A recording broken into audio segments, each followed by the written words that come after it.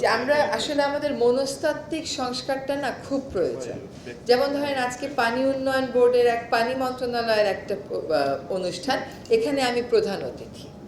তো আমি একটু অনুরোধ করছি যে আপনারা এই ধরনের মিটিংগুলোতে প্রধান অতিথির কথাগুলো বাদ দিয়ে দেন। এটা কিন্তু এই অনুরোধ প্রতিবারই করি, কিন্তু প্রতিবারই হয়তো আপনারা ভাবেন যে এটা না রাখলে সরকারি কর্মকর্তারা অসম্মানিত বোধ করে। কিন্তু আমরা যে বিদেশে যাই, আমরা দেখি মার্কিন যুক্তরাষ্ট্রের প্রেসিডেন্টকেও প্রেসিডেন্ট ওবামা বলা হয়, প্রেসিডেন্ট ডোনাল্ড ট্রাম্প বলা হয়, মাননীয় প্রধান অতিথি, সুযোগ্য কন্যা, দেশরত্ন, এসব আমরা বলা হয় না। তো এই যে নানান অ্যাডজেক্টিভগুলো না, এগুলার মানুষকে মানুষের পর্যায়ে রাখে না, এমন একটা পর্যায়ে নিয়ে যায় যেটা কখনোই কাঙ্ক্ষিত না। তো এইটা আমরা সরিয়ে ফেলি, এগুলো আমরা আমাদের ইন হাউস মিটিংগুলোতে আর না বলি। এবার একটু আসি যে ল্যান্ড রেকর্ডের কথা এসছে। আপনার কাজের ইম্প্যাক্টটা কী হচ্ছে? আপনি যা করবেন তার সব কাজই ভালো হবে। যদি কোনো একটা কাজ খারাপ হয়, আপনি সংশোধন করবেন না, আপনি ইভ্যালুয়েশন করবেন না, আপনি থার্ড পার্টি ইভ্যালুয়েটর রাখবেন না। মানে আপনি যা জেনে আসছেন সেটার চেয়ে দক্ষ, সেটার চেয়ে সঠিক আর কেউ কোনো কথা বলতে পারবে না। এই মানসিকতা থেকে সরে না আসলে তো মুশকিল। পানি আইনের মধ্যেও কিন্তু দ্বৈততা আছে। যেমন পানি দূষণের ব্যাপারে পানি আইনেও একটা কমিটি আছে নির্বাহী, সেই কমিটিকে শাস্তি দেওয়ার ক্ষমতা দেওয়া হয়েছে। আবার অবৈধ দখল উচ্ছেদ করার ক্ষমতা দেওয়া হয়েছে। আবার নদী রক্ষা আইনে আবার এগুলো সংক্রান্ত বিষয়ে সুপারিশ করতে বলা হয়েছে। এখন আমাদের নদী কমিশনটা এখনো ফুললি ফাংশনাল না, ফলে আমি অযাচিতভাবেই হয়তো কিছু দায়িত্ব নিজের কাঁধে নিয়ে নিয়েছি, সেগুলো আপনাদের সাথে শেয়ার করব। একটা হচ্ছে ঢাকা শহরের খালগুলো, অন্তত 19টা খাল আমরা পুনর্খনন এর কাজটা শুরু করেছি। এটা কিন্তু ঢাকা উত্তর সিটি কর্পোরেশন, দক্ষিণ সিটি কর্পোরেশন, রাজুক সকলের সমন্বয়ে আমরা কাজটা করছি। পানি আইন ছাড়াও আমরা দুটো কাজ আমাদের করা দরকার। পানি নীতিটা আপডেট করা দরকার। এটা কে দায়িত্ব নিচ্ছেন আমি জানি না, তোমার এখানে আমি এই লিস্টে দেখলাম না। পানি নীতি আপডেট করা এবং জাতীয় পানি সম্পদ পরিকল্পনা, এটা কি নতুন আইনের পর শুরু করেছিলেন না আগেরটাতেই আমরা চলছি?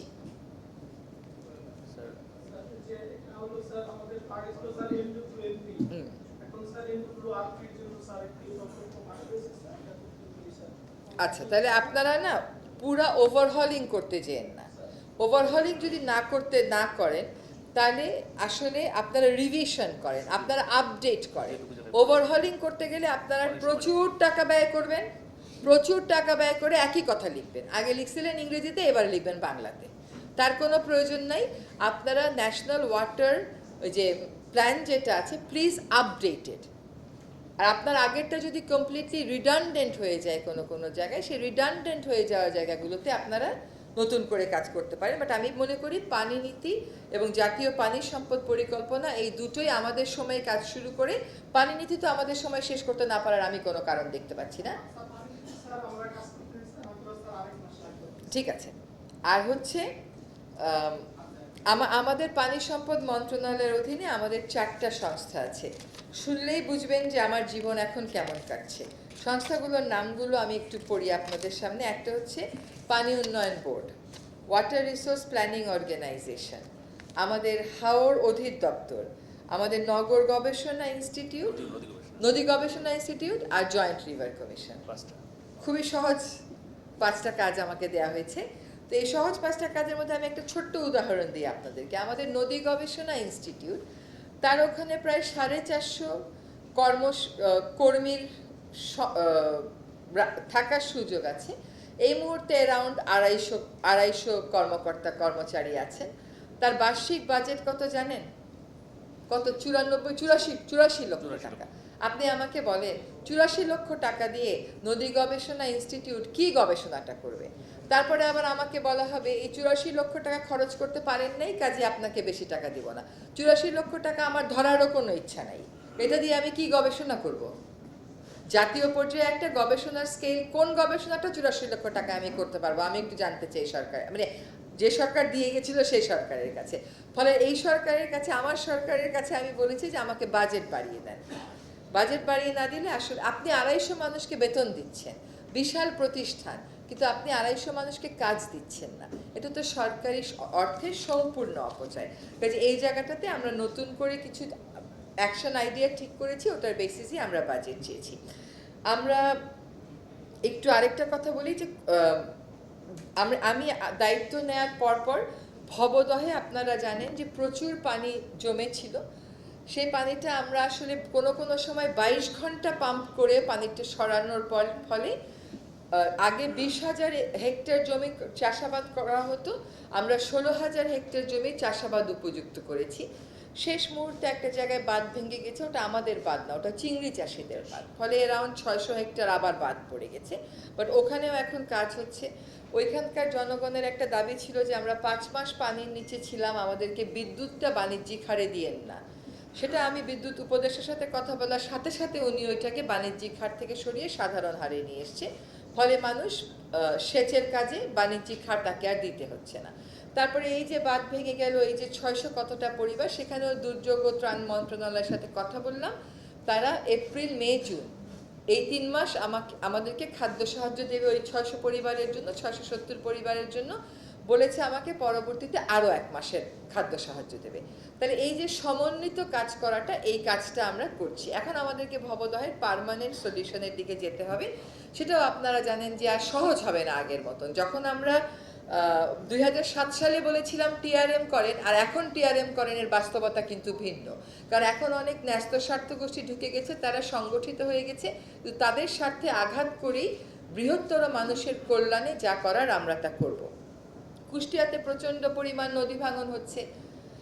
এখন আমরা সেখানে সেনাবাহিনীকে দায়িত্ব দিয়েছি, এবং আজকেও সকালে সেনাবাহিনী আমাকে জানিয়েছে যে জিও ব্যাগ যা ফেলানোর তারা ফেলে দিয়েছে, এবং তারা আশা করে এপ্রিল মে মাসের মধ্যে ওই যে স্টোনের ওটাকে কি বলে, ব্লকগুলো ফালানোর ফলে আগের মতন করে আর ভাঙবে না। এখন ওইখানে 18টা পরিবার সর্বশান্ত হয়েছে, আরও অনেকের জমে গেছে। আমরা সেই 18টা পরিবারের নাম এনেছি। এখন 18টা পরিবারকে যদি আমরা ওখানে একটা চর জেগে আছে, সেই চরের মধ্যে পুনর্বাসন করতে পারি, তাহলে এটাও কিন্তু একটা মোটামুটি কমপ্লিট পিকচার হলো যে নদী ভাঙনের মানুষকে আমরা পুনর্বাসনও করলাম। এখন ওখানে বলা হচ্ছে চর নদী হিসাবে দেখানো আছে। চর কেন নদী হিসাবে দেখানো থাকবে, এটা তো আমি বুঝতে পারলাম না। চর তো চরই, ওটা তো নদী হতে পারে না। হ্যাঁ, তো ওইটা নিয়ে কালকে মনে হয় আপনাদের মিটিং আছে নাকি, সেটা করা হবে। হাওরের বাঁধগুলো দেখেন, নীতিমালায় বলে দেওয়া আছে অক্টোবর মাস থেকে প্রসেস শুরু করতে হবে। এটা তো আসলে অবাস্তব, এবং সংবাদপত্র লেখে যে অক্টোবরে কাজ শুরু করার কথা থাকলেও শুরু হয়নি। আসলে অক্টোবরে কাজ শুরু করা কোনোভাবেই সম্ভব না, কারণ ডিসেম্বরের আগে তো পানিই নামে না। এবার কোনো কোনো জায়গায় পানি নামতে জানুয়ারি মাস পর্যন্ত গেছে, তারপরে আপনার অ্যাসেসমেন্ট হবে। মানে আমি এবং আমাদের কৃষি উপদেষ্টা মহোদয় তো ওখানে নভেম্বরে গিয়েও বেশ ভালোই পানি দেখে এসেছি। সো এই জিনিসগুলো আমাদের কমিউনিকেশনের একটা জায়গা রাখতে হবে। আরেকটা কথা বলে রাখি বিফোর আই ফরগেট, ইনস্টিটিউশনাল রিফর্মের মধ্যে কিন্তু ওনারা নতুন করে নিয়োগ বিজ্ঞপ্তি দিয়েছেন। আমি বলেছি লাস্টে একটা লাইন দিয়ে দেবে যে নারী প্রার্থীদেরকে আবেদন করতে বিশেষভাবে উৎসাহিত করা যাচ্ছে। এইটা আপনি দেখেন এখানে নারী দেখা যায় না বেশি। সচিব সাহেবকে বললে বলে সব তো ইঞ্জিনিয়ার, তো নারী ইঞ্জিনিয়ার নাই, নারীও তো ইঞ্জিনিয়ার আছে। এখন আসি একটু, তো এই বড় বড় কাজগুলোর পাশাপাশি আমরা 2টা পলিসি ফাইনাল করে ফেলেছি। একটা হচ্ছে ড্রেজড মাটির ব্যবস্থাপনা।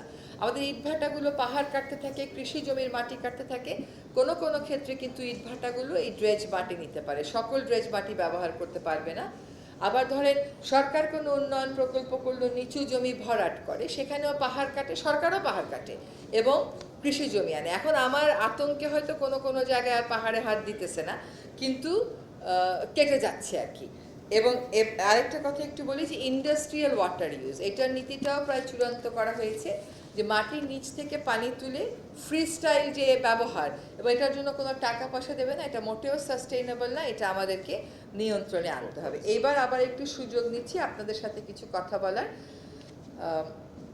আমি খুব বেশি ইনহাউস কথাগুলো না বলে আমরা কিছু কাজ ঠিক করেছি, সেই কাজগুলো বলি। আন্তর্জাতিক পরিমণ্ডলে আমি বলি যে জাতিসংঘের 2টো কনভেনশন আছে, 1997 সালের আর 1992 সালের। 1992 সালেরটা মূলত ইউরোপিয়ানদের জন্য হলেও এটা এখন ওপেন করে দেওয়া হয়েছে, আর 97 সালেরটা, এই দুটো নিয়ে ইউরোপ থেকে একটা হাই পাওয়ার্ড কমিটি আসতেছে।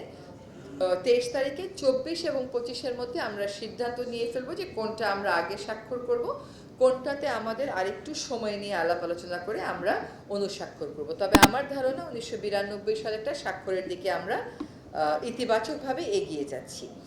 আমরা জেআরসিতে আপনারা পত্রপত্রিকায় দেখেছেন যে অনেক বিষয়ে কথা হচ্ছে, সেগুলো কথা আমরা কাজে লাগাচ্ছি। আরেকটা প্রশাসনিক সংস্কারের কথা বলি, পানি উন্নয়ন বোর্ড এবং বিদ্যুৎ আমরা মিলে এই পিপিআর যেটা প্রকিউরমেন্ট রুল, সেখানে একটা পরিবর্তন আনতে বলেছি। আমি পানি উন্নয়ন বোর্ডে এসেই একটা তালিকা নিলাম যে কাজগুলো কারা পায়। দেখা গেল একটা সংস্থা 150-এর উপরে কাজ পায়, আরেকটা সংস্থা 2টা কাজ পায় না। আপনারা বলবেন যে এটা সিন্ডিকেট, হতে পারে সিন্ডিকেট, আমাদের এত অল্প সময়ে সব সিস্টেম তো আমরা রেকটিফাই করে দিয়ে যেতে পারবো না। তবে আমরা পিপিআরে ধরেন আপনার প্রাক্কলিত ব্যয় হচ্ছে 1000, ওই 1000-এর 10% বেশি যদি কেউ দেয় সব টেন্ডার বাতিল হয়ে যায়। 1000-এর 10% কম যদি কেউ দেয় সব টেন্ডার বাতিল হয়ে যায়। এইটা আমরা তুলে দিয়েছি। প্রাক্কলিত ব্যয় তো একটা রাখতেই হবে। ফলে আমরা যদি কোনো প্রকল্পকে লোয়েস্ট বিডার এটাই খালি আমরা হান্ট করব না, আমরা দেখব যে প্রকল্পের গুণগত মানটাকে। এবং আরেকটা বিষয় আছে যে পূর্বে কাজ করেছে, আর পূর্বে কাজের যে পয়েন্টটা ওটাতে একটা লোক অনেক বেশি পেয়ে যায়। যে 150টা কাজ করতে সে তো সঙ্গত কারণেই বেশি পাবে, আর যে কোনোদিন কাজ করেনি সে তো ওই পয়েন্টে হেরে যাবে। এইটা যাতে না হয়, কাজে আমরা সরকারের সাথে কথা বলে, পানি সম্পদ মন্ত্রণালয়, বিদ্যুৎ মন্ত্রণালয়, আমরা একসাথে কথা বলে এই পিপিআরটা কিন্তু আমরা রিভিশনটা করিয়ে ফেলেছি। এখন কেবল সক্ষমতা যাচাইটা কেমন করে হবে, পাস্ট পারফরমেন্স বা পাস্ট পার্টিসিপেশনটা না করে সক্ষমতা যাচাইটা কেমন করে হবে, এটা একটু ডিটেল আউট করা হবে। আমার মনে হয় সিন্ডিকেট ভাঙতে এটা সাহায্য করবে। ক্লাইমেট চেঞ্জ অ্যাকশন প্ল্যান এবং ডেল্টা প্ল্যান আমরা দুটো একসাথে রাখার তো আমাদের প্রয়োজন নাই, দে আর রিপিটেটিভ। আমরা দুটোকে একসাথে করে আনার একটা কাজ হাতে নিয়েছি। এবার একটু আপনাদের সাথে কংক্রিট কাজগুলো বলি। আমরা যোগ দেওয়ার পরে নদীর সংখ্যা নিরূপণের কথা বলেছি। প্রত্যেক বিভাগে একটা করে কমিটি হয়েছে, সেখানে একজন করে নদী কর্মী আসলে লিড নিয়েছেন। সকল লিস্টিং, লোকল ভাই ঢাকারটা হয়ে গেছে না, তুহিন মনে হয় চলে গেছে, সকল বিভাগ থেকে। এবার আমরা আশা করি 14 এপ্রিলে আপনাদেরকে বাংলাদেশের নদ নদীর একটা সম্পূর্ণ তালিকা দিতে পারবো, নদীগুলোর স্থানীয় নাম সহ। তারপরে হচ্ছে আমরা আমাদের আইডব্লিউএমকে দায়িত্ব দিয়েছি, এই জন্য উনি আজকে এদিকে বসেন নাই, দূরে গিয়ে বসছিল। সেটা হচ্ছে যে প্রত্যেক বিভাগ থেকে আমরা আসলে প্রত্যেক ডিস্ট্রিক্ট থেকে একটা করে কর্ম পরিকল্পনা নিয়েছি, কিন্তু প্রত্যেক ডিস্ট্রিক্ট আমরা এই স্বল্প সময়ে কভার করতে পারবো না। আমাকে তো আর সব কিছু বন্ধ করে নদী রক্ষায় বাজেট দেবে না, এবং আমাদের এবারের বাজেটটা অস্টারিটি বাজেট হবে। খামোখা ফুলিয়ে ফাঁপিয়ে বাজেট দিয়ে মানুষকে ইমপ্রেস করার তো প্রয়োজন নেই। তো ঢাকার 4টা নদী বাদে আর 7টা বিভাগ থেকে আমরা 7টা নদী নিয়েছি, যে সাথে আমরা বাঁকখালী নিয়েছি কক্সবাজার বিবেচনায়। তাহলে ওই 8টা এবং এই 4টা, তাহলে আমাদের কটা হলো 12টা। এর সাথে আমরা রংপুরের মানুষের প্রচণ্ড আবেগের দাবি হচ্ছে তাদের শ্যামাসুন্দরী খাল এবং ঘাগট, এইটাও নিয়েছি। ফলে মোট 14টা নদীর কর্মপরিকল্পনা আমরা আশা করি চূড়ান্ত করে ফেলতে পারবো জুনের মধ্যে। কিন্তু আপনার সময় কিন্তু এপ্রিল, ঢাকার নদীগুলো কিন্তু এপ্রিল। তো ঢাকার 4টা নদী বাদে বাকি 10টা নদী আমরা জলবায়ু পরিবর্তন ট্রাস্ট ফান্ড, তারপরে সরকারের পরিকল্পনা কমিশন, আমাদের ইমার্জেন্সি ফান্ড, সব দিয়ে যতটুকুন পারা যায় কাজ শুরু করে দিয়ে যাব। আর ঢাকার 4টা নদীর ক্ষেত্রে আমরা আশা করছি এডিবি এবং ওয়ার্ল্ড ব্যাংক ডিপিপি হয়ে যাওয়ার পরে আমাদেরকে অর্থ দিয়ে সহায়তা করবে। ঢাকার ক্যানেলগুলোর কথা বলেছি, নারায়ণগঞ্জের কতগুলো ক্যানেল খুব সুন্দর রিকভারি করা হয়েছে। এখন তাও শিল্প প্রতিষ্ঠানগুলো চোরাই পাইপ দিয়ে ওখানে বর্জ্য ফেলে। হাজারে হাজারে শিল্প প্রতিষ্ঠান 4 জনের মনিটরিং টিম দিয়ে সামলানো যাবে না 1 বছর সময়ের মধ্যে। ফলে আমরা ওই কতগুলো জায়গাতে পারগুলো বাধাই করে দেব যাতে ওরা আর ওই পাইপটা দিতে না পারে। আমরা নোয়াখালীতে বন্যার পরে পানি নামছিল না, সেই নোয়াখালীর পানি নামছে না কারণ এটা ক্লাইমেট চেঞ্জের প্রভাব। জোয়ার উঠে আর নামতে পারতেছে না কারণ খালগুলো ভরাট হয়ে গেছে, সেগুলো নিয়ে আমরা কাজ শুরু করে দিয়েছি। আমরা হাওর বিল, টাঙ্গুয়ার হাওর কি বেছে নিয়েছি ফর সার্টেন ইন্টারভেনশনস, এবং হাকালুকি হাওর, একটা হচ্ছে বিশ্ব ঐতিহ্য, আরেকটা হচ্ছে সবচেয়ে বড় হাওর, এই দুটো বেছে নিয়েছি। 3টা বিল আমরা বেছে নিয়েছি। বিলগুলো নামগুলো আপনাদেরকে আমরা বলে দিচ্ছি, জেনে রাখা উচিত। একটা হচ্ছে, কোথায় লিখেছে মবাসের এগুলো, বেলাই বিল, বেনাই বিল, মকেশ বিল। সব বিলে পারবো না, রেগুলার বেসিসে ইমার্জেন্সি ইন্টারভেনশন কিন্তু করেই যাচ্ছি, কিন্তু এগুলো আমরা অ্যাকশন প্ল্যান করে কাজ শুরু করে দেব। তারপরে গাছাবাড়ি একটা খাল আছে, আপনারা যদি গাজীপুরে যেতে চান, যাওয়ার সময় দেখবেন ওইটার পাশে মানুষ প্রচণ্ড গন্ধের মধ্যেও ট্যুরিজমের মতন বাচ্চা কাচ্চা নিয়ে আসতেছে, ওইটার কাজ আমরা শুরু করে দিচ্ছি। আমরা কোস্টাল পোল্ডারগুলোর বলেছি একটা অ্যাসেসমেন্ট করে আমাকে বলতে, যদি আমাদের সময় অন্তত পরিকল্পনাটা ফাইনাল হয়ে যায়, ভবদহ এবং বিল ডাকাতিয়ার পার্মানেন্ট সলিউশনে আমরা কাজ শুরু করে দেব। আমরা যেহেতু প্রতিবেশী দেশ থেকে ডেটা পাই না, রিয়েল টাইম ডেটা পাই না, আমরা দুর্যোগ সবসময় আগে থেকে অ্যাসেস করতে পারি না, সেজন্য আমরা উন্নত বিশ্বের সাথে কয়েকটা দেশের সাথে কথা বলছি। এই আজকালকের মধ্যে আমরা পরিকল্পনা পাঠাবো যে তাদের মধ্যে তাদের মেটা অফিস যেগুলো বেশি কার্যকর, তারা আমাদেরকে রিয়েল টাইম ডেটা দিয়ে সাহায্য করবে কিনা। আরেকটা হচ্ছে আরিয়াল বিল। ও আচ্ছা, আমি আরিয়াল বিল আর তুমি বিল আলাদা আলাদা করে লিখেছো কেন? আরিয়াল বিল আর চলন বিল নিয়েও কাজ শুরু করছি। যে নদীগুলো আমরা বেছে নিয়েছি বলি আপনাদেরকে, লবণদহ বিল গাজীপুরের, ঢাকা, বাংলাদেশের 3টা দূষিত নদীর মধ্যে একটা লবণদহ, একটা তুরাগ, একটা হারিধোয়া, আমরা 3টাতেই কাজ করব। লৌহজংয়ে কাজ করব টাঙ্গাইলে, হালদায় কাজ করব, বাকখালীতে কাজ করব, তিতাস, কপোতাক্ষ, সালতা, ময়ূর, আলাইকুড়িটা আসলে অল্প বাজেট দিয়েছেন ডিসি মহোদয়, সেজন্য আমরা লিখে রেখেছি রংপুরে, বেতনা, শ্যামাসুন্দরী ঘাগর, বড়াল, করতোয়া, খোয়াই, সুতাং এবং মগরা, এই নদীগুলো আমরা প্রাথমিকভাবে বেছে নিয়েছি। আর বুড়ি তিস্তার একটা এনক্রোচমেন্ট আছে, সেই এনক্রোচমেন্টে ডিসি সাহেবের সাথে নিয়মিত কথা হচ্ছে, ওনাকে বলা হয়েছে ওই এনক্রোচমেন্ট ওনাকে সরাতে হবে। এবং তিস্তা মহাপরিকল্পনা নিয়ে আপনাদের কিছু জিজ্ঞাসা থাকতে পারে, আমি সেটার উত্তর দিই। তিস্তা মহাপরিকল্পনার বিষয়ে বিগত সরকার চুক্তি করেছে, 3 দফায় চুক্তির সময় বাড়িয়েছে, একটা মহাপরিকল্পনা তারা আমাদেরকে দিয়েছে। এখন সেই সময়সীমা পার হয়ে গেছে, আমরা আবার 2 মাস তাদের সময়সীমা, 2 বছর সময়সীমা বাড়িয়ে দিয়েছি। 2টা শর্ত, একটা শর্ত হচ্ছে তারা তিস্তা পাড়ের মানুষদের কাছে গিয়ে তাদের এই কথাটা বলবে। আর মানুষদের কাছে যাওয়া মানে যে লাখ মানুষের জমায়েত তা না, যারা বিষয়টা নিয়ে কাজ করেন, এঙ্গেজ, তাদের মাধ্যমে আমরা মোট 5টা উপজেলায়, রংপুরে নাকি 6টা, 5টা উপজেলাতে শুনানিটা আমরা করে ফেলেছি। হ্যাঁ, এখন আমরা আপনাদের কয়েকজনকে নিয়ে এক্সপার্ট লেভেলে একটা আলোচনা করব। ওই এক্সপার্ট লেভেলে আলোচনার জন্য চীন থেকে ওদের এক্সপার্টরা আসবে, সকলের সম্মতি নিয়ে। চীন কান নিয়ে গেছে, ওই কানের পিছে না দৌড়িয়ে আসলে কি আছে, আসলে কতটুকু উপকার হবে, এইটা বুঝে আমরা চূড়ান্ত হ্যাঁ বা না বলবো। এবার হচ্ছে আমাদের বাস এই হচ্ছে 1 বছরের জন্য, আগামী আপাতত 10 থেকে 12 মাসের জন্য আমাদের চূড়ান্ত করা কর্ম। আমার এখানে একটা একটু ইনস্ট্রাকশন আপনাদেরকে দিয়ে রাখি, এটা ইন্টারনাল, এটা সংস্কারের বিষয় না, তবে অ্যাজ আই সেড যে কতগুলো নীতি আমাদের আপডেট হয়ে যাচ্ছে, ওনাকে দিয়ে আমরা একটা কমিটি করে দিয়েছি, যে কমিটিগুলো চলমান প্রকল্পগুলোর মানসম্পন্ন হচ্ছে কিনা ওইটা উনি জায়গায় জায়গায় যেয়ে দেখেন। এবং যত কমপ্লেইন মানুষ পাঠাচ্ছে, যত দাবি মানুষ পাঠাচ্ছে, প্রত্যেকটা দাবি, প্রত্যেকটা কমপ্লেইন আমরা কিন্তু রেজিস্ট্রি করছি এবং একজন করে আমাদের অফিসারকে বলছি যে তারা এটা দেখবে। সবসময়ই যে দুর্নীতির অভিযোগ সঠিক হয় তা না, সবসময় যে ব্যর্থ হয় তা না, অনেক সময় অনেকের স্বার্থ থাকে, সেই স্বার্থ উদ্ধার না হওয়ার কারণে সে একটা রিপোর্ট করে দেয়, কিন্তু বেশিরভাগ ক্ষেত্রেই আমি মনে করি আমাদের আরও বেশি সতর্ক হবার কারণ আছে।